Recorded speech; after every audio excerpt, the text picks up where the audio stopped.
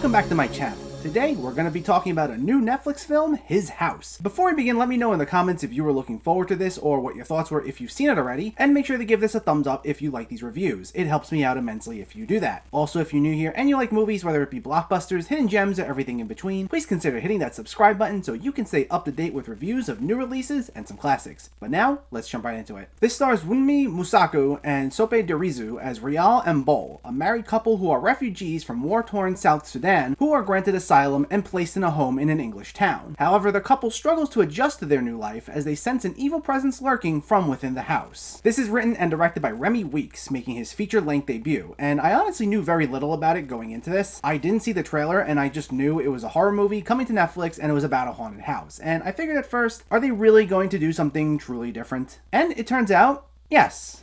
Yes, they did.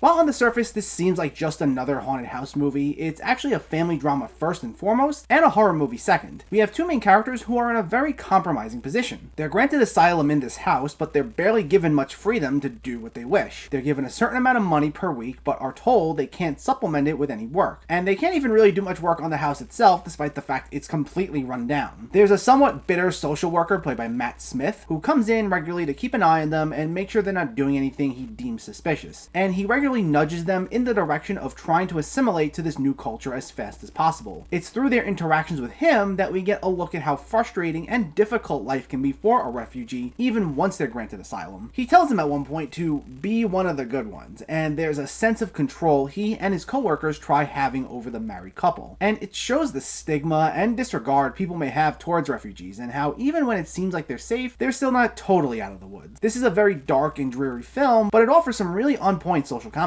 This advice, though, does get the Bol, and this results in a bit of a rift between him and Rial, because he really wants to make things work, and he insists they can't go back to South Sudan, and it's to the point that he's willing to abandon his old culture and just who he is as a person. We see him repeatedly trying to assimilate. He'll be at a bar trying to fit in with the locals, or when he goes to shop for clothes, he goes exactly for the shirts that are the same as what's being advertised. Meanwhile, Rial, seeing the conditions of where they're staying, doesn't think that remaining there is for the best, especially as the spirits in this house emerge. The couple is now between a rock and a hard place, as they simply just can't go to a new house, and they either need to stay in this house and deal with these spirits, or go back to where they just left. And while she feels it may be for the best if they go back, especially as she's conflicted about some of the problems they try putting behind them, like it's revealed early on that their daughter drowned while trying to escape South Sudan, he's adamant on staying. And the performances from both Wunmi, Mosaku, and Sope Dirisu were excellent. I really enjoyed their dynamic. Tension does arise between them because of their conflicting views on whether or not to stay in the house, but it doesn't turn their relationship into generic soap opera style screaming and yelling, and their marriage isn't on the brink of destruction. She tries to be understanding of him being so adamant on staying, but their differing stances do bring out more and more family trauma that we learn about and they try working through, and I thought they were both very likable here and did a fantastic job. As for the horror elements, they were also really well done. This is a solid debut for Remi.